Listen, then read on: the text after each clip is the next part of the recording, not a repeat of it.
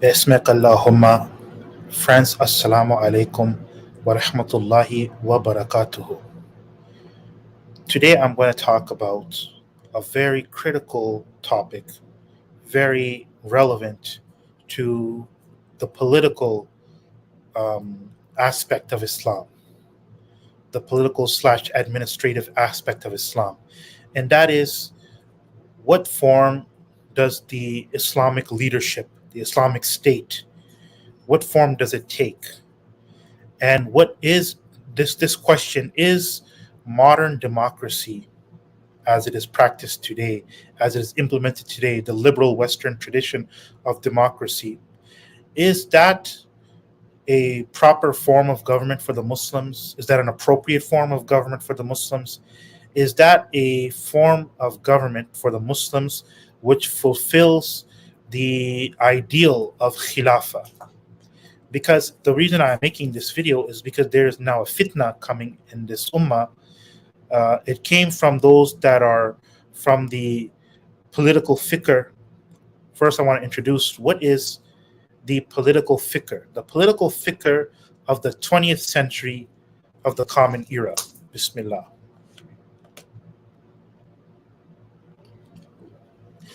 There is a political fikr that emerged in the 20th century.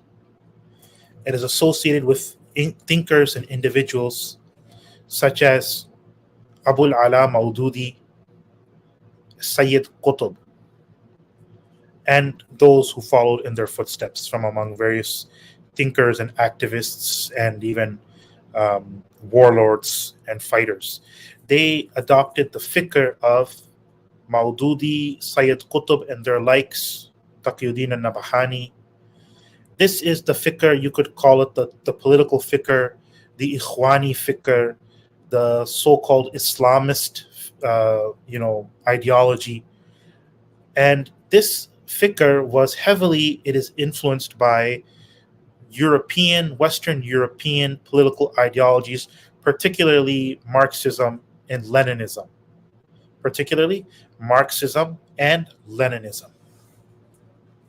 And it is this ideology. There are several points to this ideology. I'm just going to mention a few of them, which are very divergent from what we in Ahl Sunnati wal Jama'ah hold to be true. So, from their ideology, it is this idea that the objective of Islam is to establish a state. The objective of Islam is to establish a state. That's what their fikr is. It's the central point. The objective of Islam is to establish a state. And what do we say in Ahl Sunnati wal Jama'ah? No. The objective of Islam is to establish monotheism, is to establish the oneness of Allah in worship. That only Allah should be worshipped. This is the main focus, the main objective, the main aim of Islam. Bismillah. We say that all of the prophets that Allah sent, all of the messengers that He sent, their primary objective and aim was to establish monotheism, tawheed, the oneness of Allah, not to establish a state. Most of them did not even establish a state or even attempt to establish a state. If some of them did manage to establish a state or in position of rulership, it was something you could say that was not their main objective. It was either incidental or something secondary. Bismillah. Now let's come to another point of the political fikr. So the political fikr says the objective of Islam is to establish a state. And Maududi in particular, he would say that without the establishment of a state, without a state, in other words, Islam is simply a blueprint. It's simply theory. It has no concrete reality. It has no substance to it. It is simply a blueprint, like you have a blueprint for a building, but the building itself has not been constructed. So he says Islam, as we have it today, without a state, it's just a blueprint.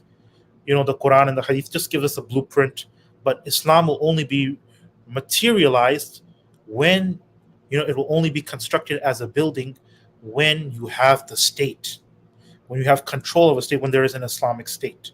And he would say that the moral and spiritual reformation and rectification of the creation of the people. It is impossible without having a state. That the political authority is the primary and even exclusive method to rectify the people morally, and that all the other methods that are associated with Islam, such as preaching, tabligh, and proselytizing, and sort of this type of educational activity, grassroots activities to reform the people through preaching and education, tarbiyah and tasfiyah. He would say that all of that is useless without a state. Bismillah. So these are the points, these are the foundations of this political fikr, from which we can say that the political fikr, the thoughts and the ideology of the likes of Maududi and Sayyid Qutb, that those who follow them, they have gone out of Ahl Sunnati wal Jama'ah and they've gone into another sect. So this fikr was the foundation for a new sect in Islam, which is heterodox and which has diverged from the orthodox Ahl Sunnah. Now let's come to today's topic. I just gave you this background about what is this political fikr. This political fikr, it has fractured into many different factions, many different organizations. They all have a sort of common denominator in that they are rooted in this political fikr, which I mentioned.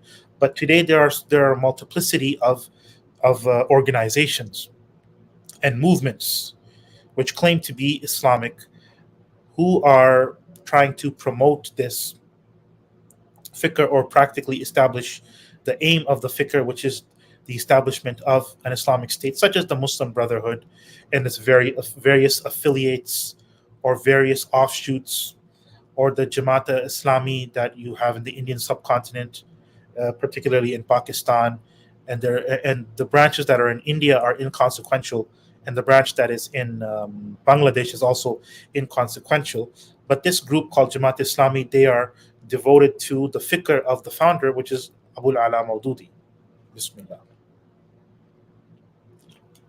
Now, I want to say that aside from the organizations, aside from the various organizations that are associated with this fikr, there are some individual preachers and individual sort of du'at and celebrities, especially on social media, who have become popularized through social media, who are promoting some of the aspects of this fikr, if not outright promoting the fikr itself, which is, as I said, the establishment of an Islamic state is the primary purpose of Islam, according to them. One of them is Engineer Muhammad Ali Mirza. Engineer Muhammad Ali Mirza. And this engineer, he is openly, he praises Abu Ala Maududi, he praises Jamaat Islami. On some occasions, he has even mentioned that personally he votes for Jamaat Islami. And he promotes the literature of Jamaat Islami and Abu Ala Maududi, particularly a text called Khilafah Mulukiyat. This is a particular text written by Abu Ala Maududi. And this text, Bismillah. In this text called Khilafat Mulukiyat, Abu Ala Maududi, who presented this political fikr that the objective of Islam is to establish a state, and the Muslims cannot be, the people cannot be morally rectified without the state. He wrote this book with one of his aims in writing this book was to say, attempt to argue that in the history of Islam, this was their objective, and this is what they did in history. And then he said, look how the original Islam, which was to establish a state, to establish a Khilafah, it became corrupt and it descended into monarchy and it lost its purpose, and then Islam sort of lost its way.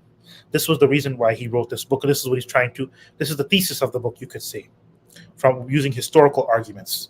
And he has been refuted by the ulama, particularly the ulama of Deoband, because in this text, he has actually said a lot of negative things, or has been very critical of some of the companions of the Prophet, and even some of the successors of the Prophet, particularly Sayyidina Uthman bin Affan Dhun Nurayn radiyallahu ta'ala anhu, one of the great companions of the Prophet sallallahu alayhi wa alihi wasallam, and his third successor, that is Sayyidina Uthman Dhun Nurayn, because Sayyidina Uthman Dhun Nurayn, he was martyred. He was murdered by a group of Muslims who we call the rebels. This rebellious group of Muslims, they felt that he had become corrupt and that he was not ruling in the same way as his predecessors Abu Bakr and Umar radiallahu ta'ala anhuma. So this is why they became critical of him, and eventually it reached a point where they raised the sword against him and they murdered him, and he achieved martyrdom. So you could see that the political figure that is presented by Maududi, it is somewhat sympathetic, or the people who murdered Sayyidina Uthman, they would actually be somewhat sympathetic toward that fikr. And this fikr you see from Maududi and the likes of Sayyid Qutb, it is a hodgepodge, a mixture of ideas from all the wrong places. I already mentioned Marxism and Leninism, but also from Shiism, and also from Kharijism, and of course also from modernism. And this is what we're going to get into in this video, is the modernist connection, particularly as it relates to a form of government. Bismillah. Engineer Muhammad Ali Mirza, who promotes this fikr of Maududi, he says that in our times, the practical form of Khilafah is to have a democracy, is to have democracy. And what kind of democracy? Like the democracy you have in Pakistan, which is his country of origin and residence and citizenship. That in Pakistan, the form of democracy is, of course, the main form of democracy present in the world, which is this liberal Western form of democracy. And the liberal Western form of democracy, what are the key features of that? Where there is a regular elections where all of the people, there's universal franchise for all citizens of the state. Of course, they have to be at a certain age, let's say 16, 17, or 18, depending on the state we're talking about. That when they have reached a certain age, does not matter if they are male or female, does not matter what their religion is, does not matter how knowledgeable they are. If they are simply a citizen of the state and they have reached the age of majority, they are entitled to, they have a right to cast a vote in the elections. And then based on this system of elections, based on universal franchise, a government is elected. And usually in these elections, the options that are presented to the people are in the form of political parties. So this liberal Western form of democracy, it has regular elections, it has universal franchise, and it has political parties. There is the presence of political parties, and then there is a parliament or some sort of legislature, some sort of legislative assembly, where members are elected by the people to that assembly. The majority of those of the members of that assembly will then be in a position to form a government. When they form a government, the head of that government is usually called a prime minister or a premier. So he has a cabinet of he selects some ministers, usually from that legislature, usually from his own political party. They form a government, and then there may also be a head of state, like a president, who is elected also by the people, and so he's the head of the state, and he has the power to dissolve the legislature, to announce the date for elections. He has some executive authorities. This is generally the Western liberal form of democracy. Then there's also a judicial system, a judicial branch of government, with their Supreme Court is usually the highest form, and their role is to interpret the constitution of the state, and to determine whether the laws that are passed by the legislature and whether the executive branch of the government, they are acting in accordance to the constitution. And they're also the highest form of highest court of appeals in the state as well. So this is, generally speaking, this is a Western liberal form of government. And people like engineer Muhammad Ali Mirza, they say that this form of government, this is the practical form of Khilafah that is the Muslims should adopt into their societies. Bismillah. Maududi himself, he praised this form of government. He said this is the form of government that we want to have. He practically participated in the electoral politics. His Jamaat Islami became a political party, and they would actually, even till today, they regularly run in the elections, and they're heavily involved in the mainstream electoral politics of the country. So now, from an orthodox position of Ahl Sunnah, what is the problem with this Western liberal form of democracy? By the way, a few years ago, there was a report, I believe in the year 2006 or 2007, by RAND. RAND is this think tank, American think tank, and they are a sort of um, uh, intellectual approach to world affairs, to socio-political issues, and they promote the Western liberal system and narrative, and they delivered a report about Islam in which they said that the type of Muslim we want to promote is a moderate Muslim. The type of Islam that we want to promote is a moderate Islam. And one of the characteristics of this moderate Islam that we want to promote, that we want to materially assist, is that they accept the Western liberal tradition of democracy. Bismillah. And those who reject that form of democracy, those who reject that principle, they are not moderate, they are extremists, and those are the Muslims that we are opposed to and that we do not want to help. So you could see where the agenda of the enemies of Islam, it is to promote Western liberal democracy among the Muslims. So this is something to be very mindful of.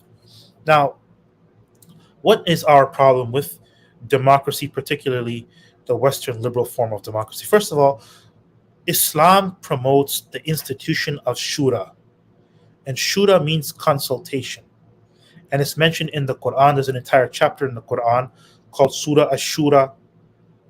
Surah Ash-Shura, the chapter dealing with consultation. There's an ayat in that chapter, a verse in that chapter, which says, which praises the Muslim, the believers, that among their characteristics is that they have shura bainahum, that they consult among each other. So this mutual consultation, this is something that Islam likes. Bismillah. But this is not democracy for a number of reasons. Consultation is not democracy. Consultation is you have a ruler of the Muslims, and by the way, that ruler is a single person. It's not. There are some forms of government where they say that there should not be a single individual head of state, but it should be, a council or a committee, equals, where they have equal authority. This Islam does not like this form of government. The Islamic form of government, what Islam idealizes, is that number one, there should be one person in charge of the affairs. You could call him the Amir, you could call him the Imam. The title itself is not as important as the substance behind it, that he is the single ruler of the Muslims.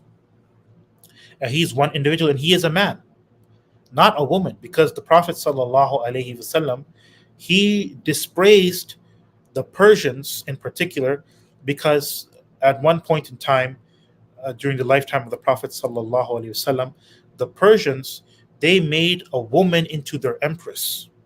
And when the news of this reached the Holy Prophet sallallahu alaihi wasallam, he stated, and this is a very well-known hadith, that nation can never be prosperous, can never flourish, which makes a woman their leader, which gives a woman that position of authority.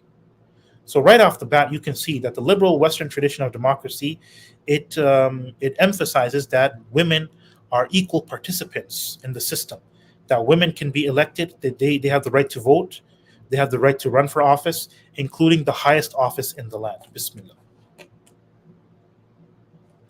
But in an ideal Islamic state, Women will not have necessarily the right to vote. It's not a right for them to vote, nor will they have the right to run for office, nor will they have the right to be a judge, nor will they have the right to be a member of a council that deals with legislation, nor will they have the right to be the head of the government or the head of the state or even a minister in the state. In fact, if an Islamic state says this is not allowed, then that's perfectly fine. That's perfectly fine.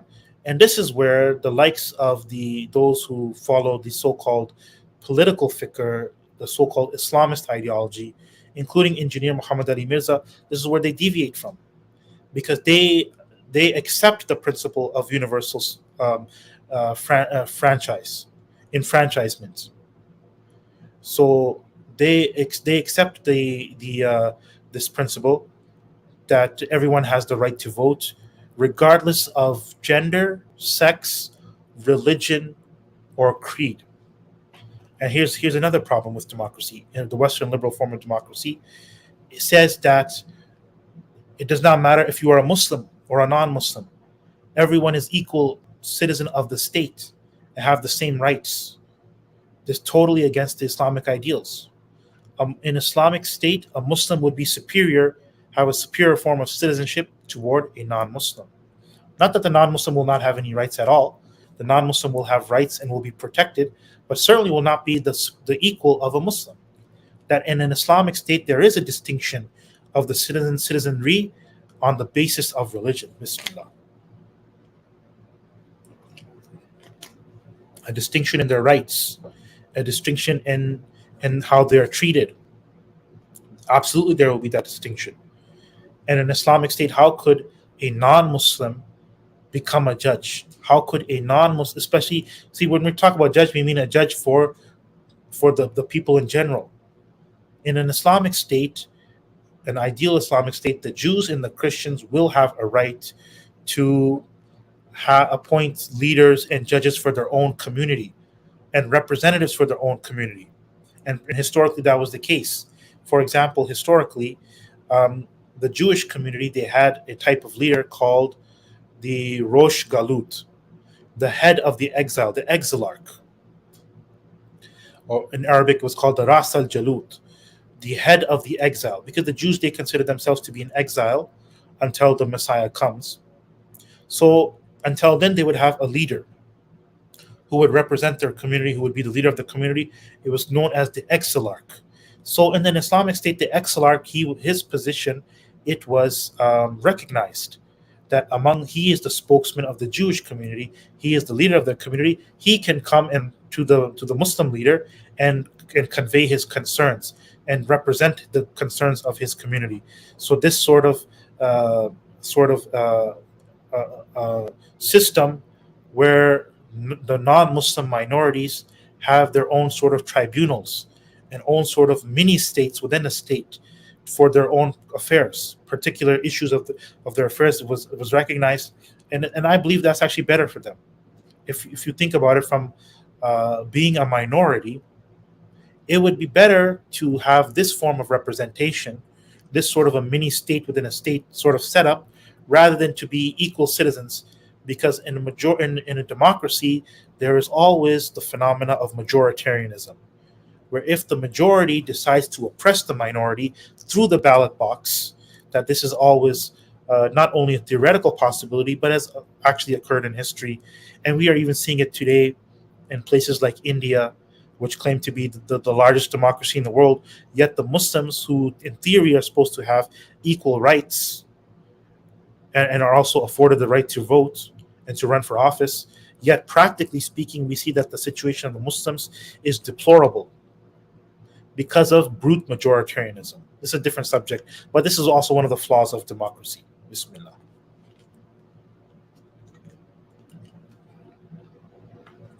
So, from the Islamic perspective, when we talk about shura, when we talk about consultation, it is not that every single individual Muslim has the same value, and their consultation, their counsel or advice has the same value and should be equally considered. Absolutely not. Of course, there's distinctions among Muslims between based on age. The elderly have a greater value in terms of their advice and their counsel because of their experience, because of their age. And in Islam, we have this general narrative that those who are elderly have a certain higher degree of respect afforded to them. There's distinction based on knowledge. The ulama, those who have knowledge of the religion, they are on a higher pedestal than those who are completely ignorant. The juhal, the awam, the general people who are ignorant, how could we say that their vote is equal to the vote of somebody who is an alim, who is a scholarly authority in the religion?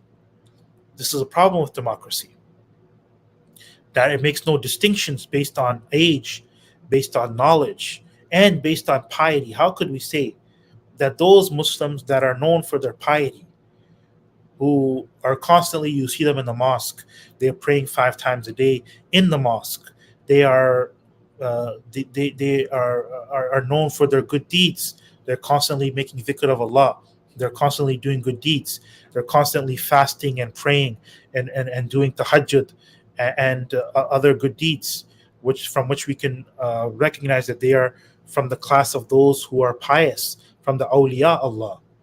And then you have other Muslims, sadly today, most of the Muslims, who are involved in sin and corruption, who are missing their prayers, who are committing major sins, who even their appearance makes them look more like a non-Muslim rather than a Muslim. You know, those type of people, you have, how can we say their vote is equal to the people who are people of piety, the people of taqwa, and the people of wilaya, the awliya? How can we say that they're going to be equal? Because they are equal in a Western liberal democratic state. Bismillah.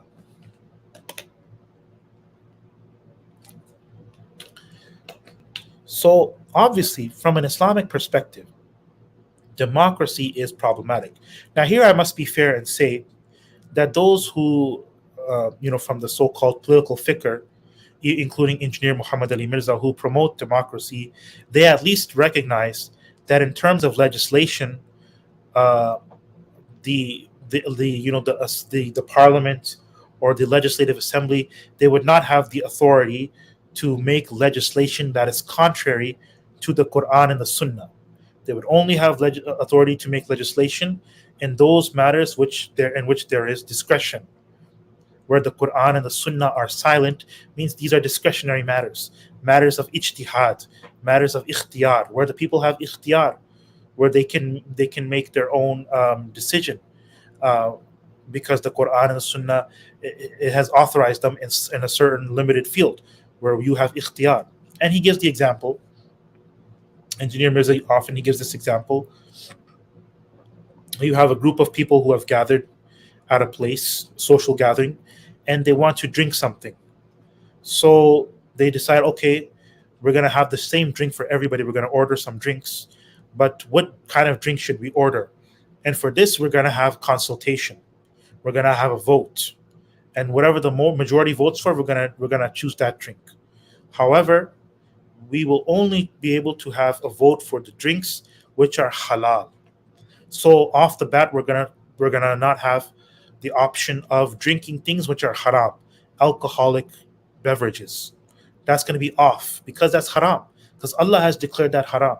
Even if the majority want to drink alcoholic beverage, because Allah has declared it haram, therefore it will not be one of the options. But what will be the options? We could have a juice, we could have a soda, we could have milkshake, we could have any other type of drink which is halal to consume. Therefore, vote on one of those options. So this is the analogy that he usually gives, and it's a correct analogy. Bismillah. That in those matters which are permissible, but which are optional, then the people can have consultation, they can vote, and they can determine these matters through a method of majority or plurality or whatever. However, the thing you have to remember is that in an ideal Islamic state, you cannot force the Amir to abide by whatever the majority wants. At the end of the day, he is the Amir, and that has to count for something. He's the ruler, he's the commander. He is recommended to, highly recommended to consult with his advisors, and the advisor should be somewhat in touch with the people and know what is the general view of the people, particularly those who are the ulama, as I said, those who are people of knowledge, those who are people of piety, that their opinion is going to have a greater value than the opinion of everyone else.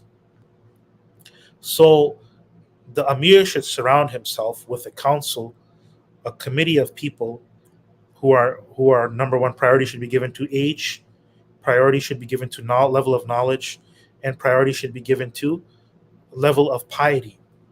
So he should be surrounded by a bunch of old, knowledgeable men known for their piety. They would surround him and they would give him advice what he should do on various matters. And at the end of the day, it's his decision. Was he want to take their advice? He should. And that there will be khair if he does that. Or if he has his own opinion and he differs and he wants to insist on that, but then at the end of the day, it's his decision. This is what the Islamic government would look like. Bismillah. And another point, the point about regular elections. In the Western liberal form of government, when you elect a head of government or a head of state, it's not permanent. It's not for life. Rather, there's going to be regular elections, maybe every 4 years or every 5 years. This is usually the range they have. Every 4 or 5 years, there's an election. And if he loses the election, then he's stripped of his title. He's no longer the head of the government. He's no longer the head of the state. Somebody else takes his place. But in an ideal Islamic state and form of government, the Muslim leader, once he is elected to that position, once he attains the bay'ah, the pledge of allegiance of the people, his position is for life until he dies. There would be rare circumstances like maybe he becomes incapacitated, he's unable to rule due to some health issue, mental issue, or he just decides to leave Islam, he becomes a murtad. And those exceptional circumstances, he could be removed. But generally speaking, the Islamic system is that once the man is elected to the position of authority, then it's for life. He is supposed to be there for life. There's no regular elections that, let's have an election after 4 or 5 years and see if the people still want him. That's not the way it is. And there's a wisdom behind that, but I won't discuss that in detail in this video. But generally to avoid a sense of disrespect for the ruler, a sense of, he's just there for a few 4 years, we could remove him if you want to. In Islam, the leader should have a degree of respect and reverence toward him, because he is the Amir al-Mu'mineen, he's the leader of the believers. Bismillah. The Imam of the Muslims. The Imam of the Muslim is not the Imam for 4 or 5 years. He's supposed to be the Imam until he dies. This is what Islam is talking about. So I want to conclude the video now. This is why Islam rejects democracy, particularly the Western liberal form of democracy. Until next time, Assalamu alaikum.